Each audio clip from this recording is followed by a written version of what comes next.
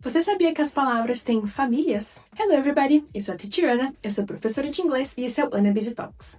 Aqui eu te ajudo a aprender e melhorar o teu inglês de forma prática e objetiva. Já se inscreve aqui no meu canal se tu ainda não é inscrito, tem várias dicas legais postadas.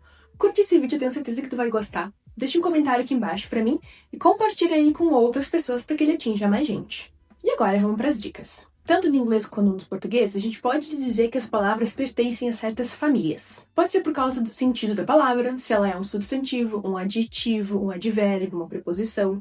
Pode ser por causa dos prefixos, dos sufixos que estão incluídos nas palavras e que fazem com que elas tenham certos significados. Pode ser também por causa da origem delas, elas têm origens parecidas e elas se ramificam para formar variedades. Independente do porquê elas pertencem às mesmas famílias, eu trouxe aqui no vídeo alguns exemplos de palavras que são parentes e, minimamente, qual que é o significado, por que a gente considera elas da mesma família.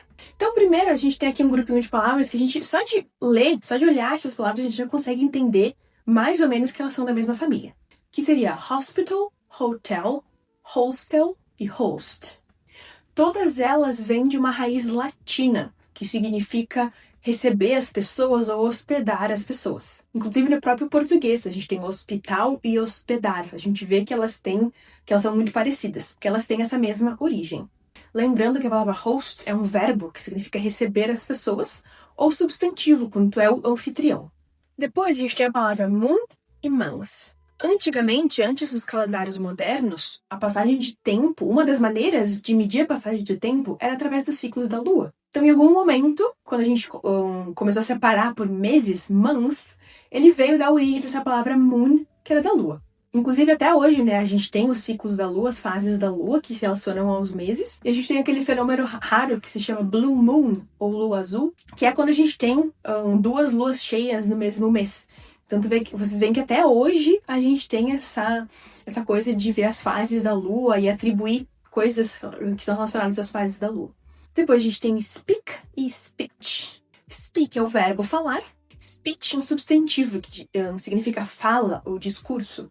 Então a gente vê que eles estão numa mesma categoria de coisas, né, relacionadas à fala. E a gente vê também que elas têm meio que a mesma raiz. O speech e o speak. A gente pode visualizar também que elas são muito parecidas. Depois a gente tem o strong e strength. Strong, adjetivo, forte. Strength, substantivo, força. Então, a gente pode ver que elas estão extremamente relacionadas por causa do significado delas, mas também pelo mesmo radical, o STR, que a gente tem no início. E nessa mesma lógica, a gente tem o long e o length.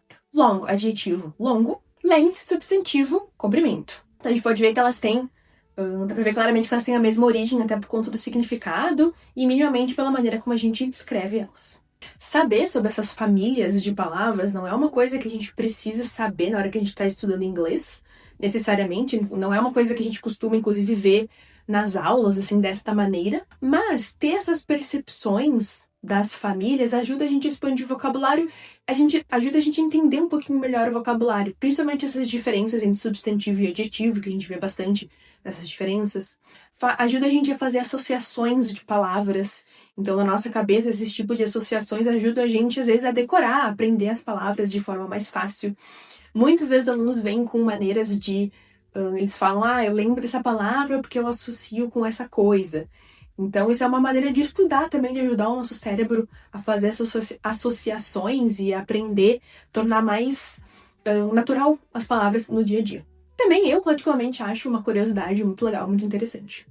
Se tu gostou desse vídeo, não esquece de curtir. Se tu tem alguma ideia, alguma sugestão para os próximos vídeos, deixa aqui embaixo nos comentários para mim. Se inscreve no canal para não perder os próximos vídeos e vai conferir os outros que eu já tenho aqui postado. E compartilha esse vídeo com outras pessoas para que ele atinja mais gente. Me segue também lá nas outras redes para não perder meus outros conteúdos. And that's it for today. See you in the next video.